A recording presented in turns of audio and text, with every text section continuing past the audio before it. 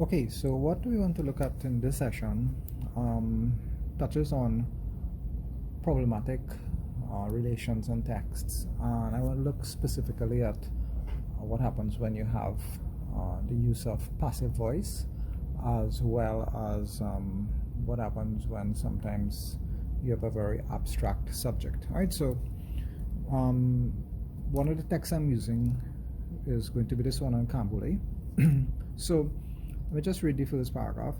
The Cambule riots were led by the descendants of freed slaves of Trinidad and Tobago against attempts by the British police to stop the celebration of Carnival, particularly the celebrations of the ordinary people of society. Right, so remember that, pardon me, remember that our task is, as always, to create a mental representation of the text, and in order to do that, we have to figure out, well, who or what is doing what. All right, so who or what is doing what in this first paragraph here. So interestingly, now this thing is, if you say the Cambule riots were led by the descendants, and if you say so an unskilled reader is probably going to jump on the noun phrase that is in this initial position here, right? There's something in linguistics called topicalization, which says that the noun or noun phrase occupies the initial slot.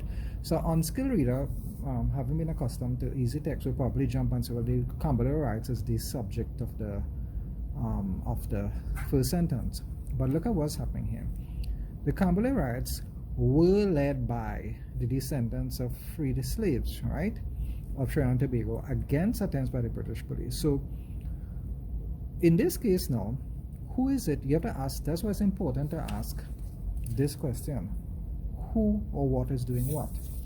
So we end up with, now I'm going to use like a rectangular shape for the subject. So the descendants, you remember what we're looking at? We're looking at who is it that is performing the action, right? So the descendants of freed slaves of Trinidad and Tobago would be our subject. They are the people performing the action. And what did they do? Well, they performed this action. They led something, right? This is the action they performed. They led something. What was the something that they performed, that they led? This thing here, the Cambule riots. So the Cambule riots is not the subject of the sentence. The subject is the thing or group of people, in this case, performing the action, and that would be the descendants of the free slaves. So what they did was that they led the Cambule riots. So I have descendants of the free slaves, all right, and they're leading a riot, right? So yeah, there's my version of their weapons here. So they're leading the riot, okay, and who are they? Who is this action being taken against? It's against attempts by the British police to stop the celebration of Carnival, right? So the riots were led by these people against the British police. Now what were the British police trying to do? So in this other piece here now, you have the British police would be our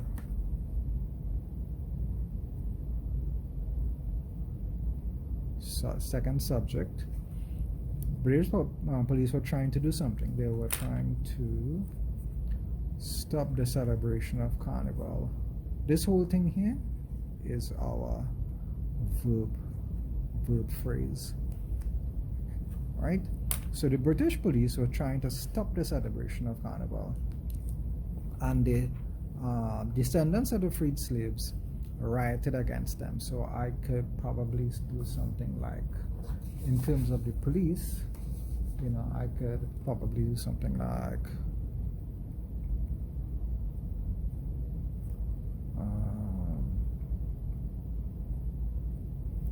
so say police, and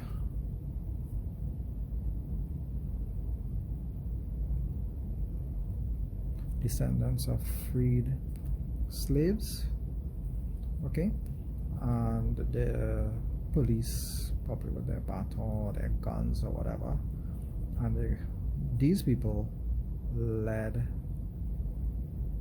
the riots. So the police now were trying to stop Carnival. Okay, so we see what is the situation that is happening here. They wanted to stop Carnival, they didn't, so they led the riot. Yeah, very simple, right? Then we go down now to this piece. The riots occurred in, they give you the year, they told you where, and the southern cities of San Fernando. So the riots, so watch this now, see how easy this is. So the riots would be the thing, and they occurred, this is the when here, and this is the where here, and they occurred here, right? And what did all of that do? The riots occurred here, here, here, and they give you the when, and they caused, just my birthright. So this,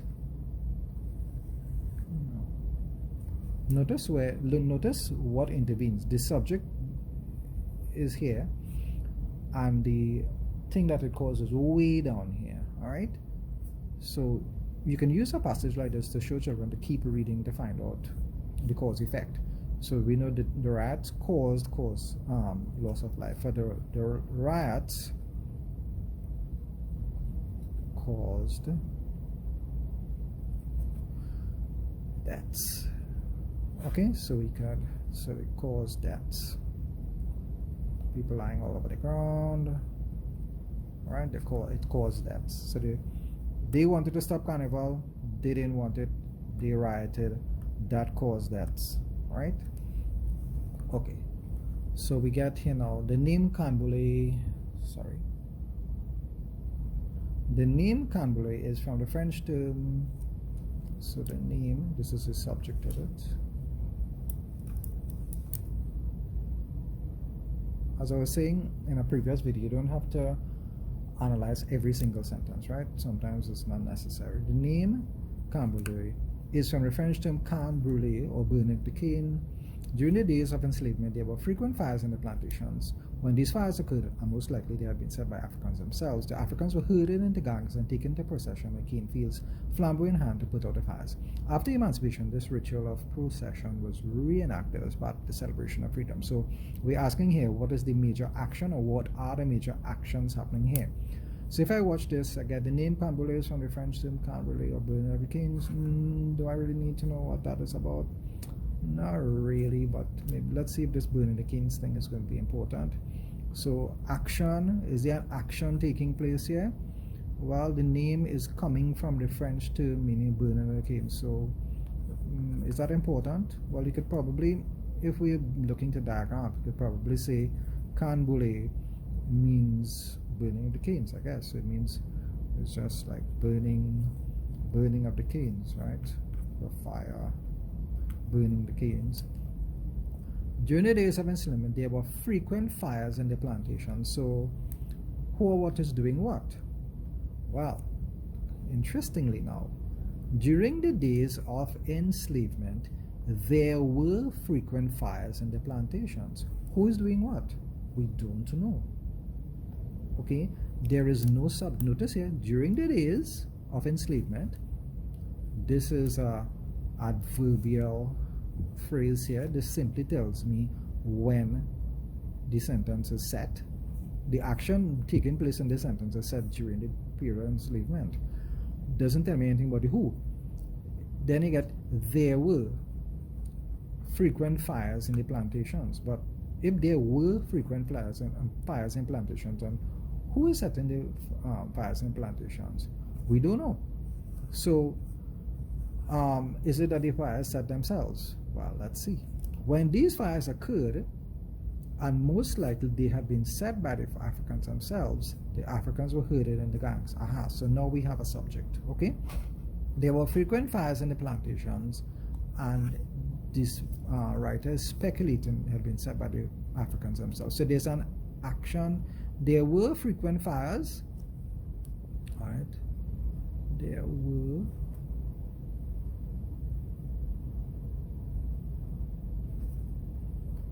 this is the sorry, I used the wrong color, the wrong shape.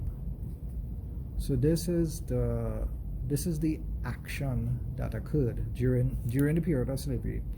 This was an action, right? There were plenty fires. So we have here fires. Oh, looks as though I can't draw fires either. Okay, you can tell I'm terrible at that.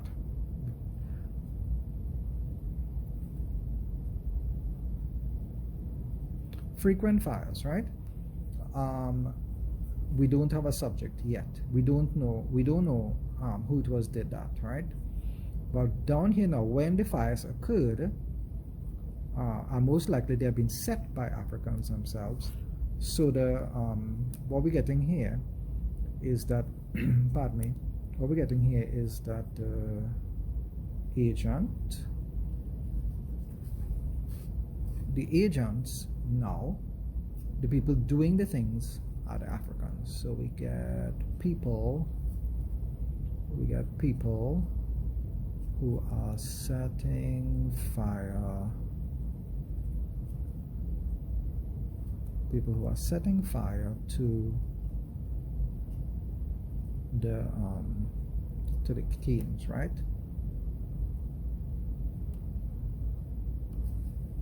Yes, this is during slavery.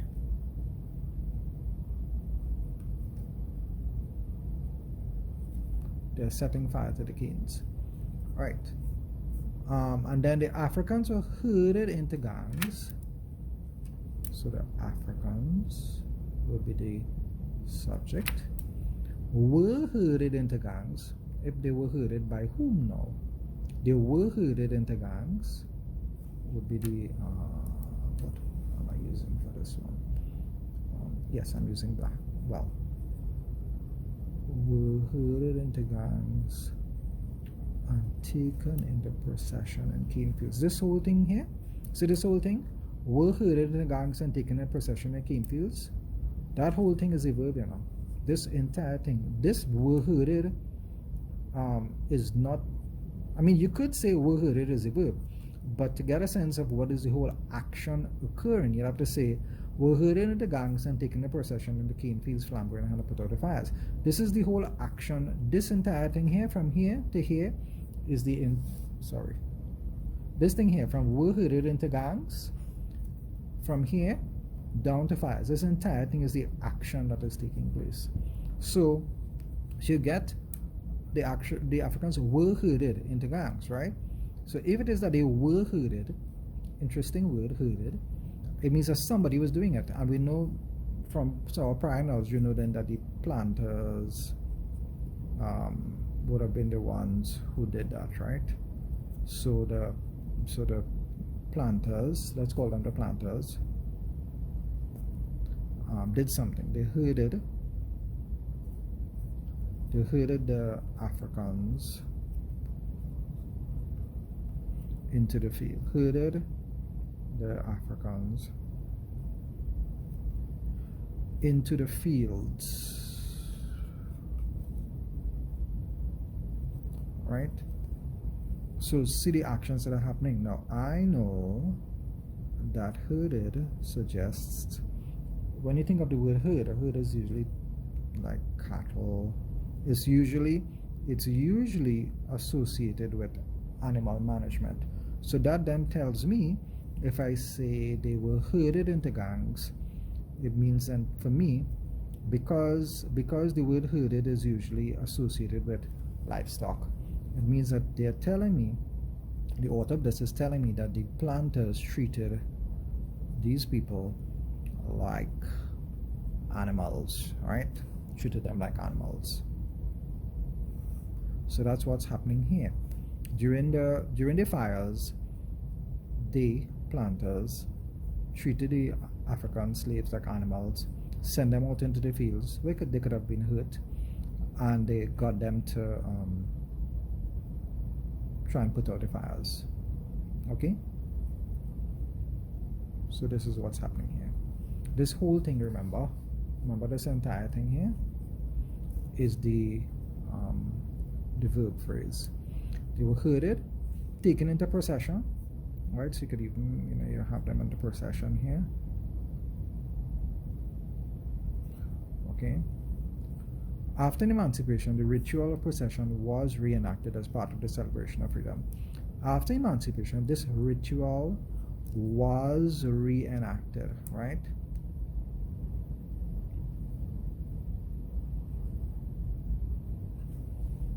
They don't tell you by whom.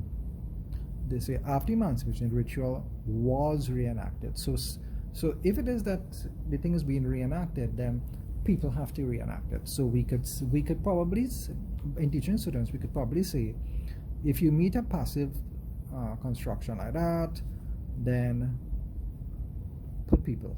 Okay. So we could say people, because obviously it's people, right? The ritual of procession was reenacted. People reenacted the procession. Remember what the procession was? The procession was going into the field to put out the fire. Alright? So people reenacted the procession. Okay? As part of the celebration of freedom. Good. So that's what is occurring here. Then look at this last piece now. The riots are commemorated today, and Kambale music is an important part of the music of Trinidad and Tobago. So this little piece here now, check this out. The riots are commemorated today.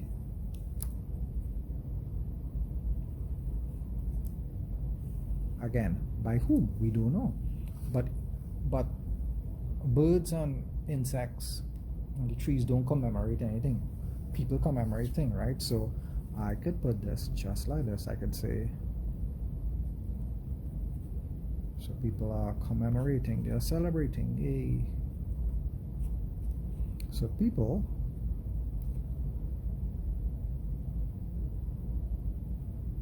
commemorate the riots. Yeah. They don't tell me who, but as I said, I know that really it's people who are doing it, right? They commemorate today. So Kambale music is an important part of the music. So Kambale music is important. And then I got the steel pan, which was invented after the drum was banned in the 80s, is integral to the reenactment. So steel pan